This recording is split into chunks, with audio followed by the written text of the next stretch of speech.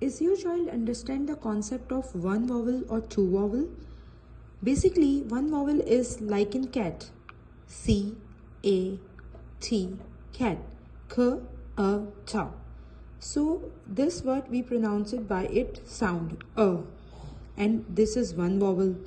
But like in rain, the two vowels come together, A and I, and A and I pronounce like a sound A, like A. This is long vowel A, so we call it rain, rain.